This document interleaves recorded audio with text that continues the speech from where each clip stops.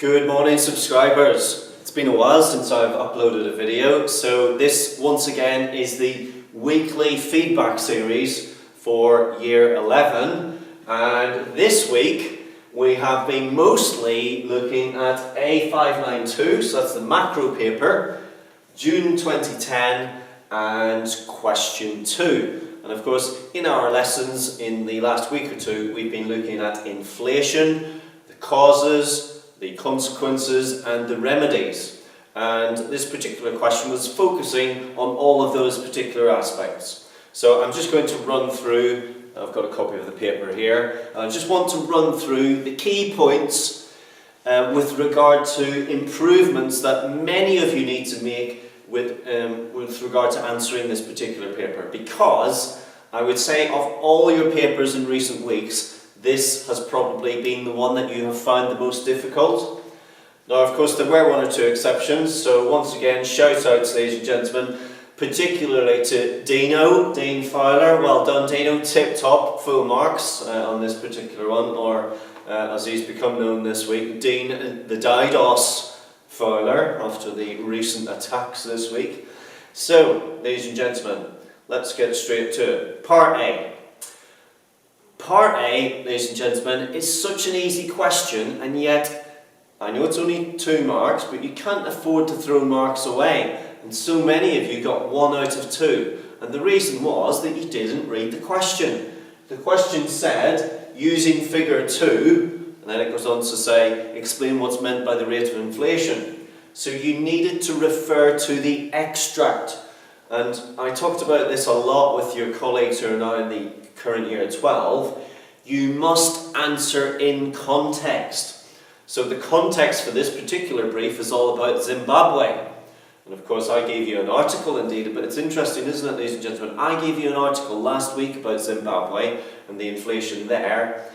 At the present moment, so this is 2017, this paper is from 2010. And so it's interesting how this inflation problem is a persistent problem in Zimbabwe. However, that's by the by. So, read the question, is what I'm saying. Point B. Identify and explain 2 causes of inflation. Now, I was surprised, ladies and gentlemen, how many of you could not actually, number 1, identify the causes of inflation. Very straightforward. Demand pull and cost push. And then you were given 1 or 2 lines whereby you simply had to give a little explanation. So I was delighted to read in some of your scripts things like demand pull, this is where we have too much money chasing too few goods, excellent stuff.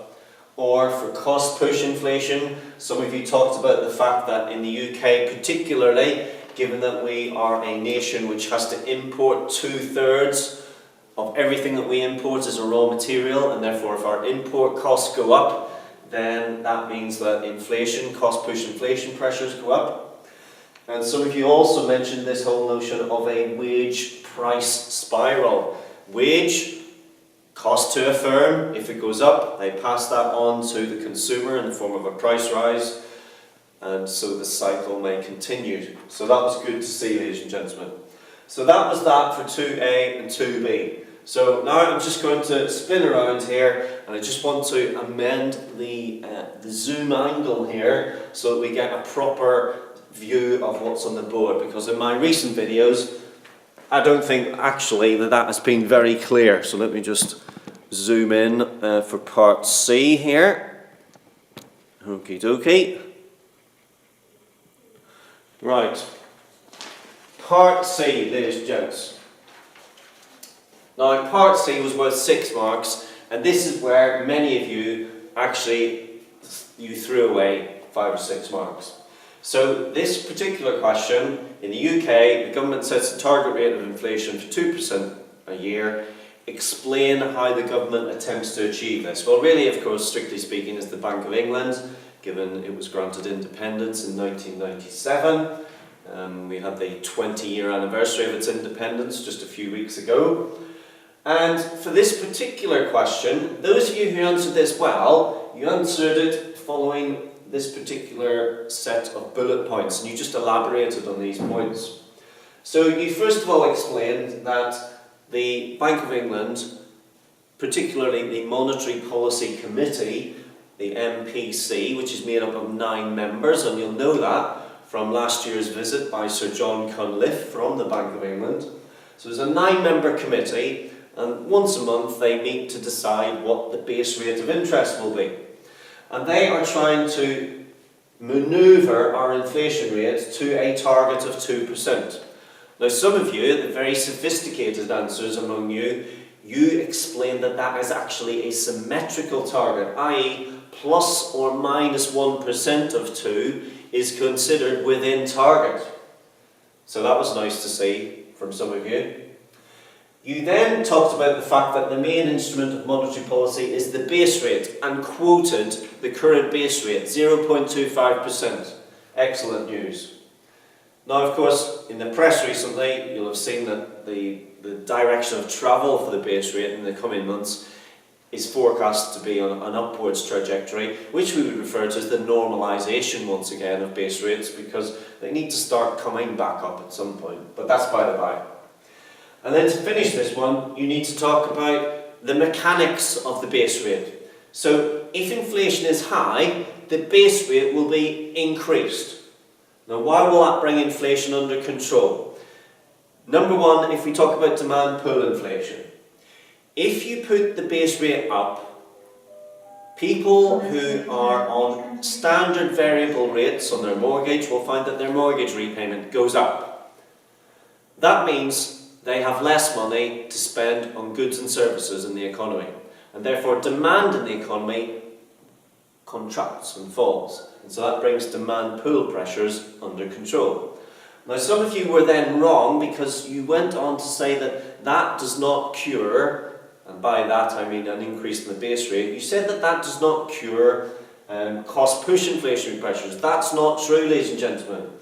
Certainly not if it's imported inflation, because if you increase the base rate, that reduces the price of imports, and hence that brings your imported inflationary pressures down also. So it can work on both sides. Obviously if it's a wage price thing, that's slightly different. But that's what you needed to do, ladies and gentlemen, for 6. 1 or 2 of you did that really well, and that was really impressive. And then lastly, ladies and gentlemen, D, part D. Now, this was a disaster for some of you, and I was surprised, stunned and shocked by this, because this was exactly the question I gave you last week. So you could have rewritten what you wrote last week, and you probably have scored close to 8 marks. So I'm not going to go into that whole rigmarole, that winners and losers from inflation that we did last week. You can check my previous video for that. I'll put a link down below. But what I would say, which was nice to see from some of you, so Olivia, for example, wrote this, talking about the fact that if it's demand pull inflation, that is often regarded as better inflation, if there is such a thing, because at least even though prices are going upwards, as aggregate demand shifts to the right, your economy is growing. So it's an indicator of an expanding and a growing economy, economic growth. Contrast that with cost push inflation, cost push pressures shifting your supply curve to the left, prices rising, but look what happens to the economy, it is contracting. And so maybe demand pull inflation is the lesser of 2 evils in that respect. And so that was really nice to read on some of your work. So ladies and gentlemen, you know what's coming next. That's the date for next week. Bye for now.